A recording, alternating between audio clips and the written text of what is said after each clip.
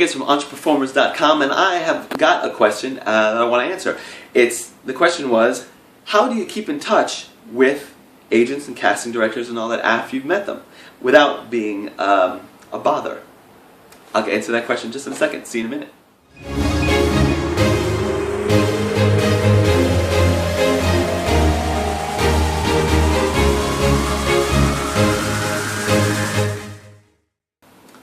Okay, so how do I personally keep in touch with casting directors and agents and things like that? Well, funny, I just had a meeting with my agent to re-sign, my commercial agent to re-sign for the year. And I actually realized that I have a tendency to not be as in touch with the people I actually work with and kind of always trying to find somebody else to be in touch with, which is silly, because you want to be in touch with the people who are already using your business, already using your service, right?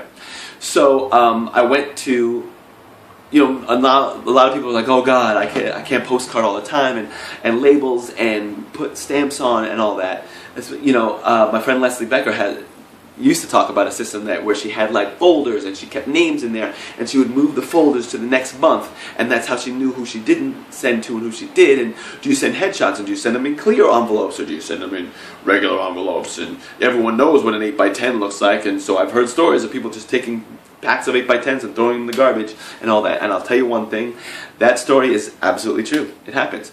Just like the way you throw away Chinese food menus when they come to your door. Just like that, you throw them away. Sometimes casting directors and agents have to do that, otherwise they'll be inundated, right? Well, one thing I do is I send them cards, greeting cards. Greeting cards with my face on them. Hopefully a joke. I do send a joke. And if I've met them recently, then usually a picture of them or a picture of myself. So that's what I do. And I can also set it up so that one goes out every month. And I've made a whole stack of them already. I've made 12 already. And I can press one button, click through the computer, and once a month, one of those cards will go out. So after I meet someone, for a year, they're going to hear from me once a month. Yeah, I send a little joke or some reason for them to open it. And it's a card, so it's not like an obvious 8x10, and in it is my headshot and information and whatever.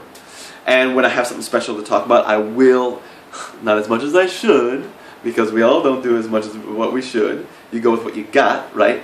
Good now is better than perfect never. I